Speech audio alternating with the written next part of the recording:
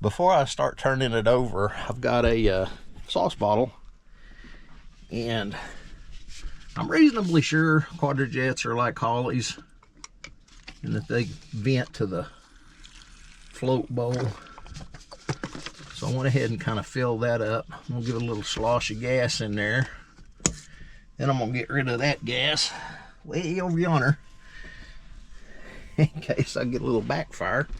Things could get kind of exciting. All right. It's probably gonna try to start and probably won't run because I've got to get fuel to it. But here we go.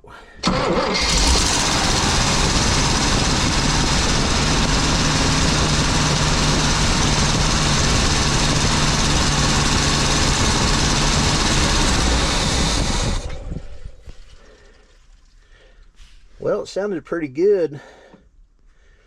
Probably don't have any gas to the carburetor. I don't think that accelerator pump here probably wouldn't work if it was full of gas. But let's go ahead and bust it off again, see if it'll start. If it does, that means there's fuel from the fuel pump made its way up there.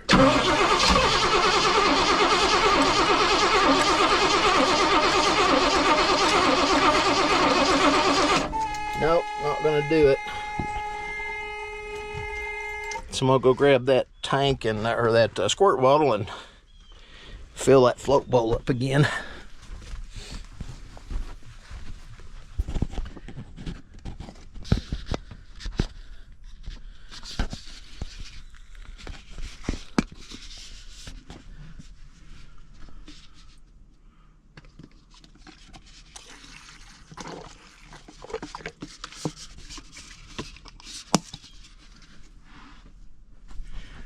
All right, let's see if it'll start again.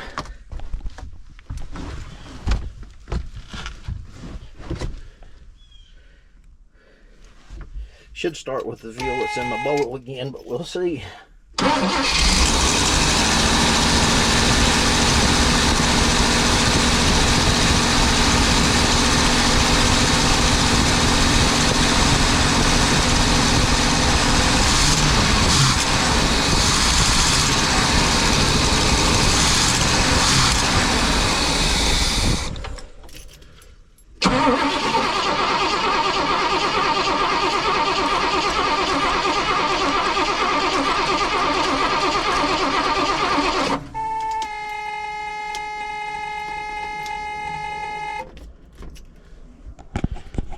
Okay, it sounded pretty good.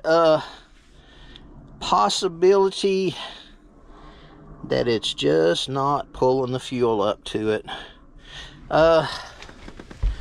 Something I kind of thought about, my fuel line, I may have run that through there, run that old gas line or this new gas line in there to the point that it was actually coming back out of the gas in there. So that would be irritating if it was. Let's pull it out there. Now it's for sure under the gas. It's like I thought it might have gone in there and kind of looped back up and been pulling air. That'd be weird, but it could happen. Okay, got enough gas for one more shot at it, looks like.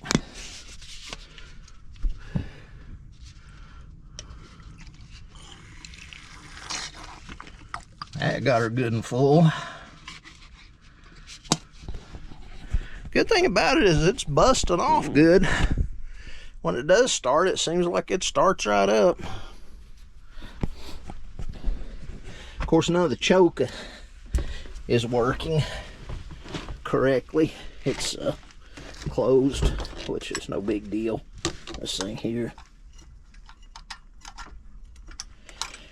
It's not going to pull off until it gets warm.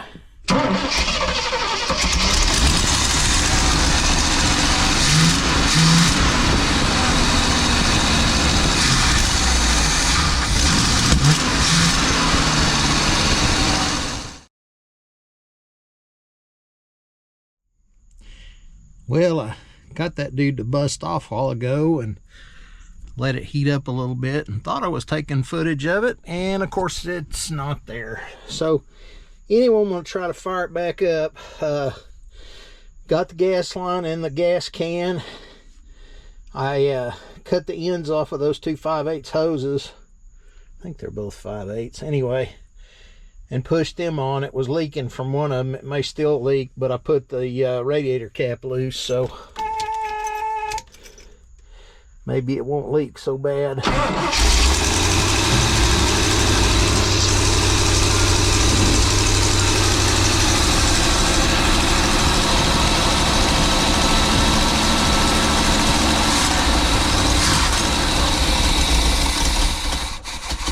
Uh-oh.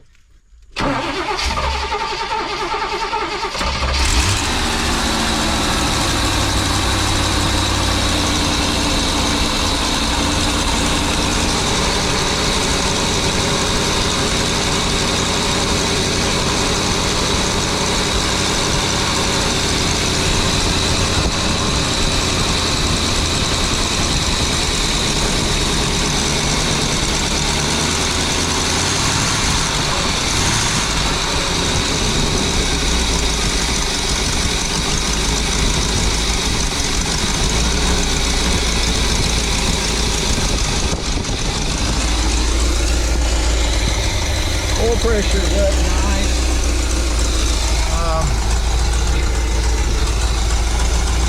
I don't know if the temperature is going to get up. Not smoking near as much as it was.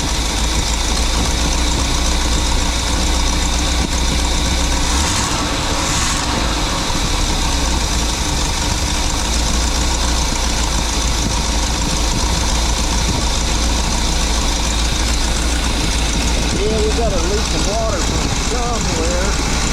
Like a devil somewhere.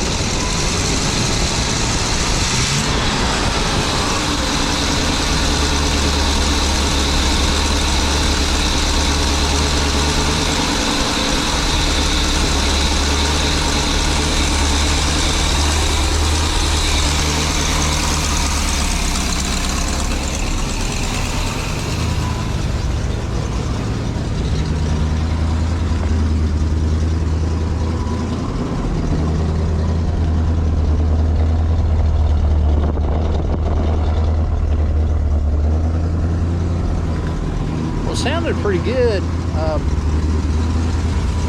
think once I replace those heater hoses, that'll stop.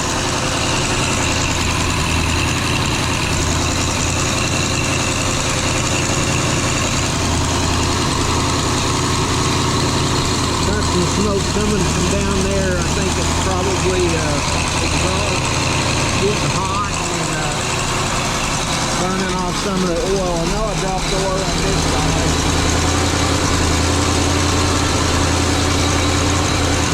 Fogging pretty good. Still got a pretty good water leak up there somewhere.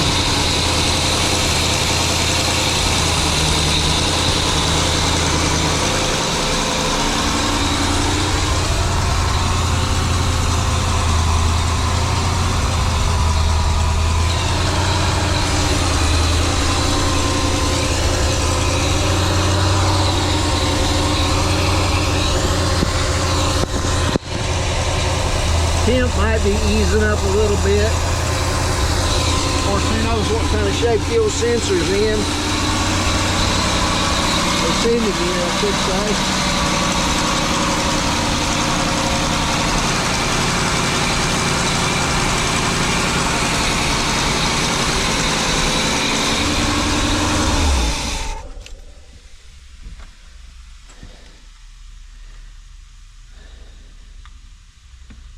Okay, well, you can see that crossover has the exhaust going through it right by the carburetor, and that's cooking off pretty good.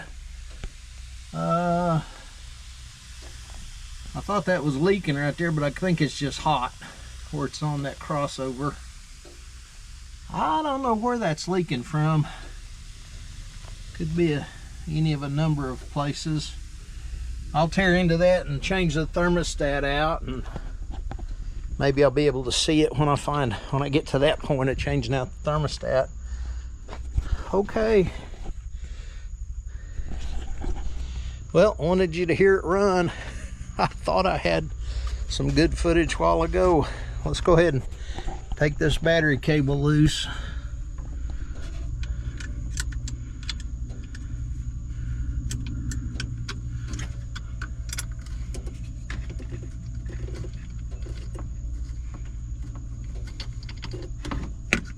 I'm gonna put a battery cutoff here, and then take these leads and put it to it where it'll do both. I think there's one they make that has two batteries. So I pulled the master cylinder off, and there's a push rod that should be in there, and it's not. And it sure wasn't stuck in the master cylinder, because there's no place for it to go into the cylinder. It's just got a dimple on it. So I think one of the guys sent me a deal, said it was a 2.5-inch piece of steel. I can probably just take a bolt and make a piece out for it, push rod for it. It's just a mild steel piece.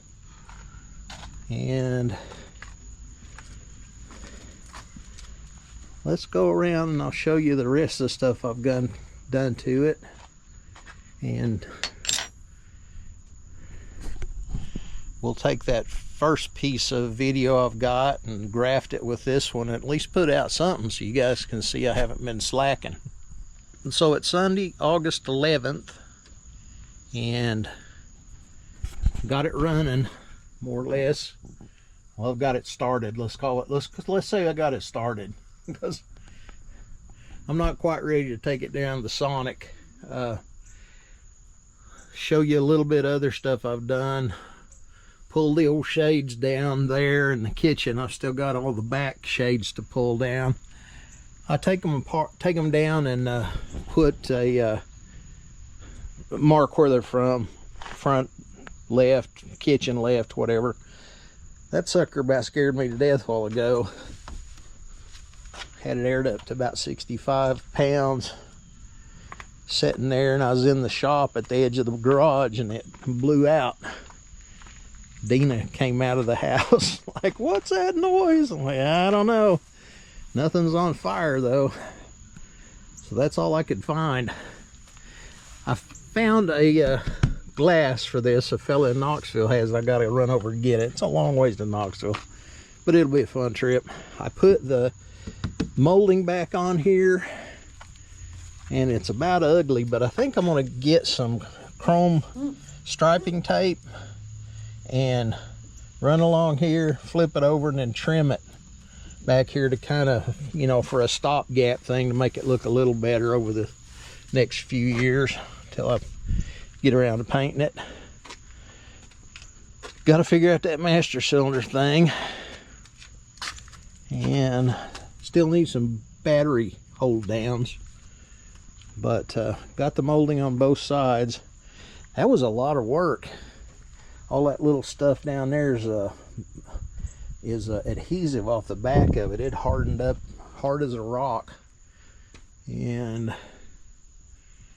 I took the cooktop in the house and tried to polish on it a little bit, but it's pretty well a lost cause. I'll just use it. It won't ever be new again, but that don't matter. So we're still got a little bit of smoke coming off of the oil that's burning off on the manifolds. I hope I don't have any leaking valve covers, but that's possible. They do occasionally, they do leak. So not much of an update. Doesn't look like I've done much, but I promise you I really have. There's my stands and my jack. We'll go over that, how to get that dude in the air eventually. There's the last remaining cushion for the back of the bedroom area back there. I got these out and took measurements of them, took pictures just in case. I'm not going to want it set up like that anyway. I want to put a bed in the back, but kind of an interesting setup, and I'm going to be swapping that over to a full bed in the back that I'll just leave up all the time. Have a little bit of storage under between the two parts of it, not a whole lot.